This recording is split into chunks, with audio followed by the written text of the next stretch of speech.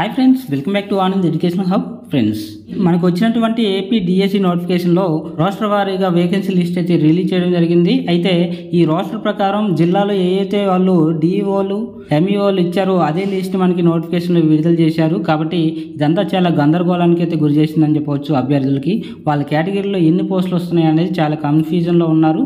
కాబట్టి హెచ్జిటికి సంబంధించిన పోస్టులు అనేవి ఏ కేటగిరీకి ఎన్ని పోస్టులు వచ్చాయనేది చూసి మనం ఒక లిస్ట్ అయితే తయారు చేసాం.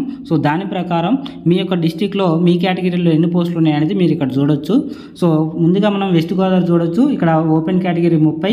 సో ఈ విధంగా టోటల్గా మీరు ఒకసారి పాజ్ చేసుకొని మీ కేటగిరీలో ఎన్ని పోస్టులు ఉన్నాయనేది ఒకసారి చూసుకొని రాసుకోండి కావాలనుకుంటే. ఇక నెక్స్ట్ వచ్చేసి అనంతపురం ఇక్కడ మీరు చూడొచ్చు. సో ఓపెన్లో 37 పోస్టులు వచ్చినాయి అనంతపురంలో. సో ఈ విధంగా టోటల్ కేటగిరీ వైజ్ కూడా మీరు ఇక్కడ చూడొచ్చు. నెక్స్ట్ ఈస్ట్ గోదావరికి ఇక్కడ చూసినట్లయితే ఇక్కడ ఓన్లీ 44 పోస్టులే కేటాయించారు.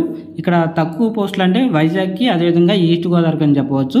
వైజాగ్కి అయితే మరీ దారుణంగా 14 పోస్టులే రిలీజ్ చేశారు. సో కేటగిరీ వైజ్ కూడా 1-2 పోస్టులే వచ్చినాయి వాళ్ళకి.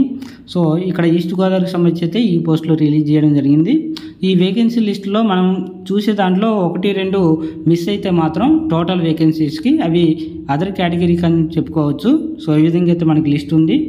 ఇక నెక్స్ట్ శ్రీకాకుళం చూసినట్లయితే ఇక్కడ శ్రీకాకుళంలో ఒరియా పోస్టులు అనేవి రిలీజ్ చేశారు. 25 పోస్టులు వాటికి ఎక్కువగా ఇచ్చేశారు. అదేవిధంగా బీసీఈ కేటగిరీకి కూడా 26 పోస్టులు ఎక్కువగా రిలీజ్ అయినాయి. కాబట్టి ఇక్కడ కేటగిరీ వైజ్గా 1-2 పోస్టులే వచ్చినాయి ఇక్కడ కూడా.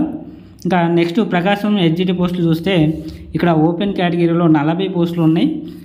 అదేవిధంగా ఎస్సీకి 14. ఈ విధంగా అయితే ప్రకాశం హెచ్జిటి పోస్టులు ఉన్నాయని చెప్పవచ్చు. మీ యొక్క డిస్టిక్లో ఎన్ని వచ్చినాయి అనేది మీరు ఒకసారి పాజ్ చేసుకొని చూసుకోండి ఒకసారి.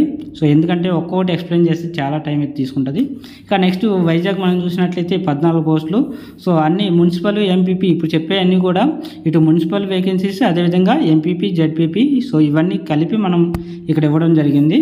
సో వైజాగ్కి అయితే మనకి ఈ విధంగా 1-2 పోస్టులే వచ్చినాయి, టోటల్ 14 పోస్టులు కాబట్టి. సో నెక్స్ట్ వచ్చేసి కడప మనం చూసినట్లయితే సో ఓపెన్ కేటగిరీలో 31 పోస్టులు అయితే వచ్చినాయి. అదేవిధంగా ఎస్సీకి 14 పోస్టులు వచ్చినాయి. సో ఈ విధంగా టోటల్గా ఈ విధంగా అయితే వేకెన్సీ లిస్ట్ ఉంది. సో నేను సేకరించినటువంటి పోస్టులు అయితే ఇవి ఫ్రెండ్స్. సో మిగిలిన జిల్లాల పోస్టులు కూడా మనకి కర్నూలులో అయితే కేటగిరీ వైజ్గా అయితే లేవు, అన్ని టోటల్గా ఇచ్చేశారు. సో ఈ విధంగా అయితే మనం సేకరించినటువంటి జిల్లాల హెచ్జిటి లిస్ట్ అని చెప్పవచ్చు. సో మిగిలిన జిల్లాలు కూడా మనం కౌంట్ చేయొచ్చు, కానీ చాలా టైం అయితే తీసుకుంటుంది. కాబట్టి మీ యొక్క జిల్లాలో తెలుసుంటే మాత్రం ఓకే, కాకపోతే తెలియకపోతే మాత్రం నాకు తెలిసిన వెంటనే మీకు చాట్ బాక్స్లో అయితే పెడతాను, అక్కడి నుంచి మీరు చూడొచ్చు.